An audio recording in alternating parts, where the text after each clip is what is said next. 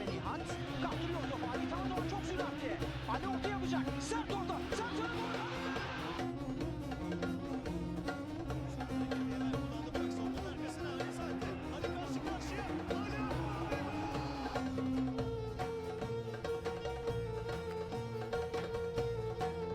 Welcome everyone back to beautiful Bursa, and after a fantastic result over in Russia, we welcome the men of Moscow here to beautiful Bursa for our Euro Cup playoff second leg. But before we crack on with that, we do have a little bit of news on the transfer front as well as that one league game to catch up on.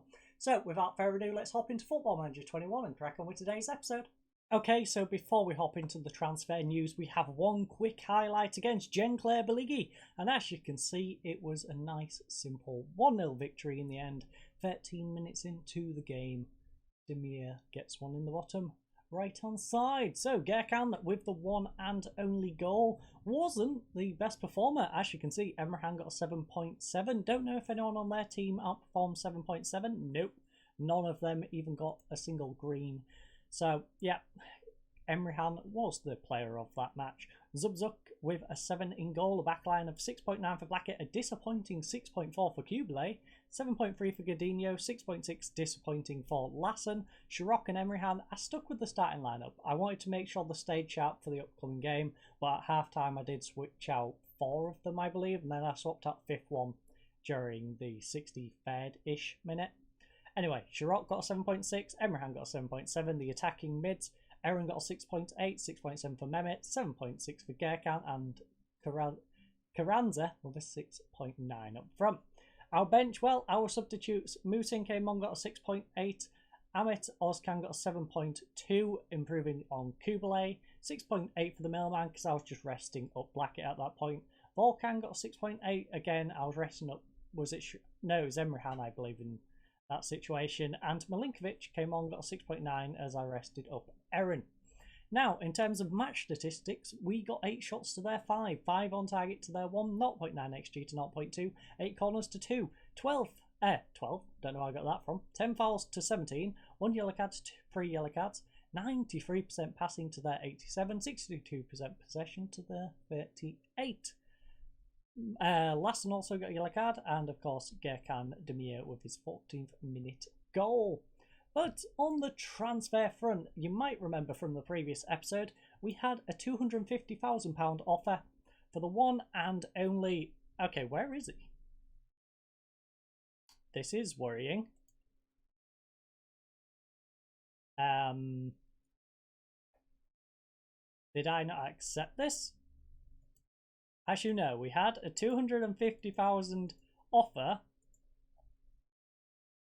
Where has he gone?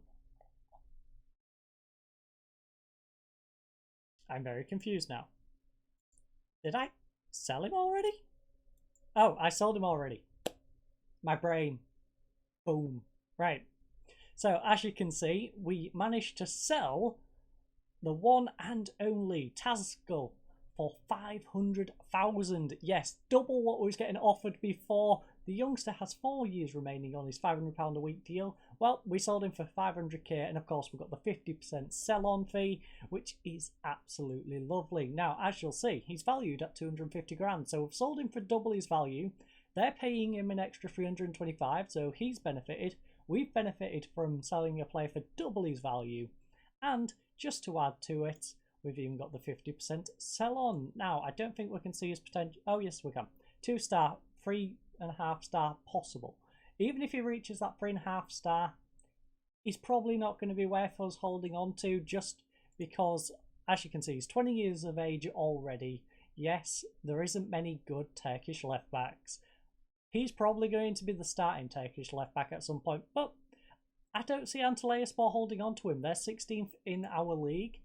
He's probably going to get sold to a Fenerbahce or a Galatasaray or even a Besiktas, and they're going to pay big bucks for him, and we're going to get half of that. So I think the best bet is to just sell him on to Antalyaspor, double his value, get 50% sell-on fee, and all is good in the world. As you also saw from the transfer centre, we do have a couple of players out for loan, as well as Kos, who's getting a 50% sell-on with that value. That's still not gone through yet. Bebek, there's 2 loan offers in for him. That's with these 2, and they're paying decent amounts, so I don't mind that. Kaskin, he's probably never going to start for us. He's just a fair choice, so we're letting him go out to Akhisarspor for 8,250 odd. So they're paying 70% of his wage if he plays, 80% if he's not playing, which is a bit of a weird way of doing it, and then £550 on top per week. So that seems like a reasonable amount for a guy who's just going to sit around doing nothing. If we just have a quick look, he played last year. Oh, sorry, he was out on loan last year, where he played 30 games and 2 goals. So that gives you an idea. He's been out on loan for the past couple of seasons, 1 in 2 leagues below, 1 the league below, and now he's going back out on loan, I believe in our league, isn't it? No, sorry, they went down, so he's now in the league below, but a top team in the league below. So he's going to get some good experience in the league below and continue to develop. But we, of course, are here for the CSKA Moscow game, which is a very big one. We managed to get that 0-0 draw at their place. They now come to ours, and can we get the upset? Well, we are going to progress forward. This might take a little while. Oh, no, it didn't. So I don't need to skip ahead, which is good. We are going to keep scouting this guy. I've not looked at anything about him, but we're going to keep scouting him because why not? Fixtures and head into the tactical meeting. So opposition instructions, we are of course going to do those. We are currently unbalanced from the previous game, and you know what, I'm going to leave it unbalanced. We're the home team, we're going to leave it balanced. We're going to try and push on a little bit, you know, make use of our home field advantage.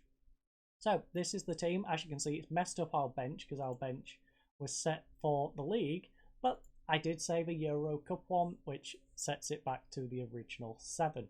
So let's submit the team. As you can see, tactically, nobody has an issue except Carranza. So the team instruction, work the ball into box, doesn't suit his passing. Carranza, you are the lone striker. How many times do I need to tell you this? That's probably why you're not scoring goals, because he seems to be obsessed with his passing. He doesn't need to worry about his passing, he needs to worry about his shooting. Smash it in the bottom corner and all is well in the world. As you can see, Akinfeev, yet again, is sitting on the bench. I don't know if it's just because he's old at this point and they don't want to use him and they want to use a younger keeper and develop a younger keeper or what, but I find it really weird that Igor Akinfeev is sitting on their bench. Regardless though, go out there and impress me, lads. That has got Gullier happy, that's got Shirok happy, the rest of the team are a bit meh, and Mad's even a little bit impressed by that one. But how valuable is Mekel Moller Lassen's versatility to your plans? Enis Kilik of the Sporks. Well, his versatility doesn't really matter too much. We use him as a right back and he's a right back. But we're stronger for having him and he solves so many problems. I can't speak highly enough of him. He's a brilliant footballer. Yes, exactly. Let's hype him up. Hype him up before the game. Now, please don't make any ridiculous mistakes now I've gone and done that, because I'm going to look ridiculous in the media if you go and make a mistake now. Now, I did leave match stats on last time. Don't fancy leaving them on this time. I want us to be able to have a little nosy at these other games, see how Galatasaray get on and the likes.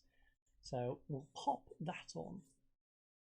Don't know if you fine folks would prefer that or not. Maybe let us know in the comments if you'd prefer one over the other. But personally, I do prefer to see the scores over our match stats, considering we already have a basic version of the match stats on the left hand side. Lassen though has the ball, plays it up to Gerkan. Lassen has continued his run down the right hand side, but Gerkan will cut inside. He's made a darting run through their midfield, plays it over to Eren. Eren now whips one across to Emrehan through to Mehmet. Mehmet gets it back to Emrehan. Lovely through ball to Mehmet. Oh, what a beautiful goal by Mehmet.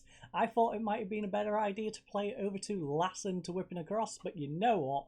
Mehmet, tight angle, beautiful finish in the bottom left hand side, and a beautiful ball from Emrehan. 1-2 from those two. It's lovely to see them link up like that. And what a way to start this game. 11 minutes in, ladies and gents. And we are a goal up. We do need to get a second though. I don't know if we've got a away goal rule, but we need a second if away goal rules are on, because that's actually worse than keeping it 0-0. So just got to keep that one in mind. If away goals is a thing, then we do need a second, because yeah, Them scoring now would be just as bad as them scoring at 0-0. So there is that. But Lassen will throw it in. Will Gerkan get it? No, it's headed away, but Emrehan will collect it, and we've seen what Emrehan has done already. Plays it back to Gordinho. He has Schrock in support. He'll play it to him. Gordinho back to Schrock. Now plays the ball over to Blackett. Blackett has nice space over on the left-hand side. Runs into the defender, but gets it back. Schrock now playing it over to Emrehan. Now Kubilay. Gordinho in the centre circle will play it up to Emrehan. Emrehan, lovely ball up to Aaron. Aaron, what a beautiful finish. 42 minutes into today's game, and we are 2-0 up against CSKA Moscow. Yes, you heard me right. 2-0 up. Looking like we're going into half-time 2-0 up as well. Let's have another look at this one. Emrehan probably could have put it further into the corner, but the goalkeeper didn't get anywhere near it. Sportiello has to do better than that. But we'll take it. We don't care what Sportiello does as long as he lets them go in. And, well, this is a rather surprising match statistic. We've had 12 shots to their 0. Yes, we've kept them to 0 shots in the whole first half. 6 on target to their 0, 1.15 XG to, of course, their 0 because they've had no shots. 11 corners to their 0, 2 fouls to their 5, 1 yellow card to 1 yellow card, 95% passing completion to their 84, 60% possession to their 40. We have goals from Mehmet and Aaron, and of course a yellow card for Shirok, and for them, of course, Oz Diolf has a yellow card as well. So, I'm very happy with the way things are going. Keep it up, lads. Exactly. Everyone's inspired in the starting lineup. The guys on the bench are all composed. This couldn't be going any better. Q, guy getting injured and everything going to complete shambles. But we've managed to make it to the 60th minute without an issue. So, 61 minutes in, we are going to make some substitutions. We have players on yellow cards, players who aren't performing quite to what they should be. So Karenza's going off. Shirok is going to go off. We aren't going to bring on the youngster. What we're going to do is that.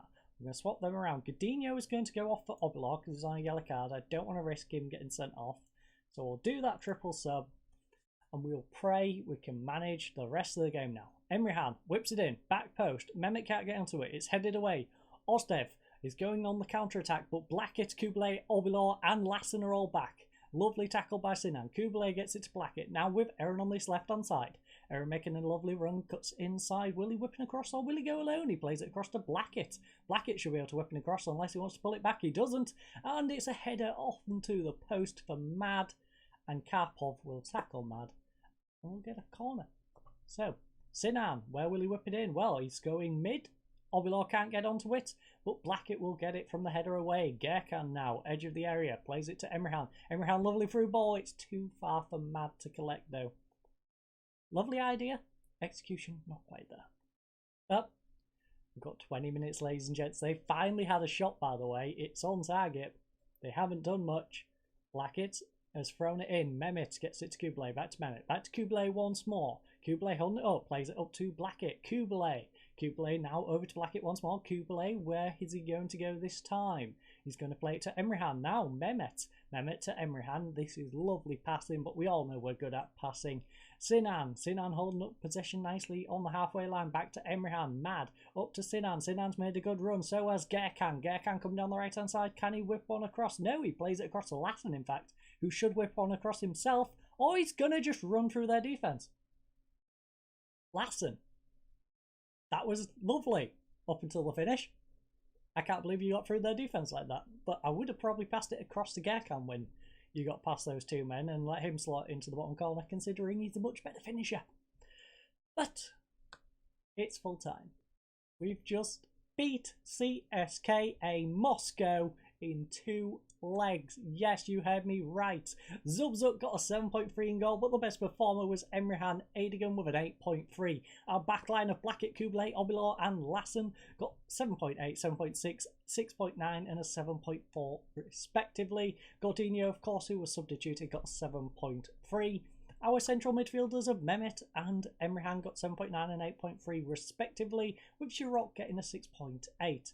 Now, the attacking mids, we have Aaron with an 8, Sinan with a 6.7, Gerkan with a 7.2, and of course Mad with a 6.7 up front, and Karenza, who went off, got a 6.7 also. So, shots. This is just mind-blowing to me. We had 19 shots, they had 2. 9 on target, they had 2. 1.82 XG to their 0.11. 14 corners to 1, 8 fouls to 9, 2 yellow cards to 1 yellow card, 94% passing to their 84, 61% possession to their 39. So let's head into the dressing room, tell the lads what a great job they did. I think we did a nice job of managing this tie, and this second leg performance was a good one. You know what? No, I'm very happy with the result and the way you played. I'm going to go on better because that was an outstanding performance. So Enis Silic from Spork. Mehmet Özkan doesn't find the back of the net very often, but managed to today. How pleased are you to see that? No, I'm not going to say that. He's been working hard to improve that part of his game, so it's great to see it pay off. I'm not going to take cheap digs at him and say he's usually not very good at that. No, I'm going to give him a pat on the back and tell him he did a good job. Bursa received 2.66 million for reaching the Euro Cup group stage. This is disgusting. Wow.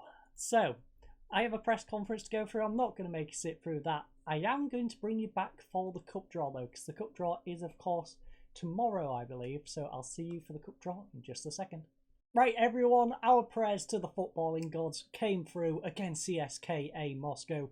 But what does that mean for the group? Are we going to be punished with a very hard group, or are we going to be blessed with a nice, easy one to try and actually get out of?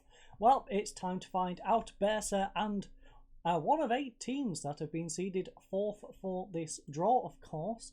We are going to be one of the bottom seeded teams. This does, of course, have Arsenal, Tottenham, Atlanta, Dynamo, Valencia, Sevilla, Zenit, Milan in the first seeds. There's our second seeds. I'm not going to read these all because we'll be here all day. Third seeds, weirdly, we have Fulham in there, which is an odd one to see. We also have Dundalk, who are in the same ones as us, but as you can see from our rating compared to everybody else, we're the lowest seeded in the competition. So, draw the first team. Well, Arsenal goes into Group A, Zenit B, Atlanta. Let's just draw these all out. So, those are the groups. Going in second now, we are going to be last seed, so we can't go into F. We can avoid Tottenham because we can't go in the group with Galatasaray. So there is that one. So which of the other groups are we going to go into? Let's have a little look. So we've got Arsenal, Lille and Slavia Prague, Zenit, Rangers and Feyenoord, Atlanta, Marseille and Ferencvaros, which is a struggle to just say. Dynamo Kiev, PSV and Fulham. We then have Sevilla, Celtic and FC Köln, Tottenham, Galatasaray and Bordeaux, but we can't go into that one. Milan, Young Boys, Rapid Vienna and then Valencia, Wolfsburg, Bat. Now, I think C is probably the one we want. C or D are probably one of the ones we want. I think just for the fun of being able to go to Italy, France, Hungary, I want C. B wouldn't be too bad, but we've already been to Russia and Scotland, Netherlands. Nah. Ukraine, Netherlands, England is not bad, but that's less appealing than Italy, France, Hungary, but those 3 teams are probably easier than these 3. But which one do we have? Of course, we're going to England, France, and the Czech Republic as we verse Arsenal, Lille, Slavia Prague even. And yeah, that's going to be an interesting group. I don't see us getting out of it. We'll be lucky if we can get third in that group. If we get third in that group, it'll be a miracle. Dundalk went and got the nice group against Atlanta, Marseille and Ferencvaros. And you know what, Anderlecht, you are spawny. I'll say that. Mold, that is a group that Mold might be able to do a bit of damage in, to be honest. Partizan, again, Partizan could do a bit of damage in that one as well. Sofia into that one.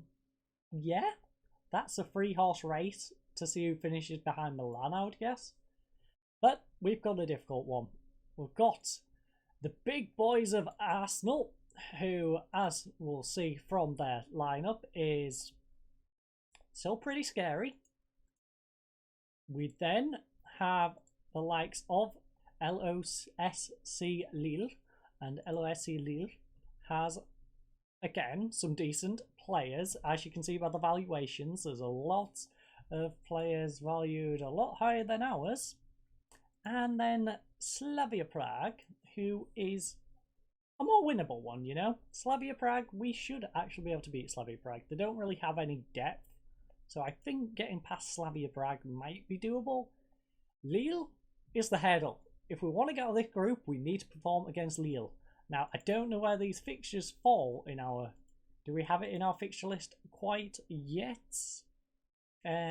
Turkish group, no, we don't have it in our fixture list quite yet. The plan is to verse Kasim Pasa in the next one. After that, I'll see where these games fall. We're going to have a mixture of league and a mixture of these Euro Cup games, of course. We want to travel to all the away games in the Euro Cup. So without further ado, thank you all for watching today's episode. I hope you enjoyed. I enjoyed because we got through to the Euro Cup group stage. But I hope you all enjoyed that. I hope you enjoyed the Euro Cup group stage as well. And I hope you all have a lovely night. Goodbye.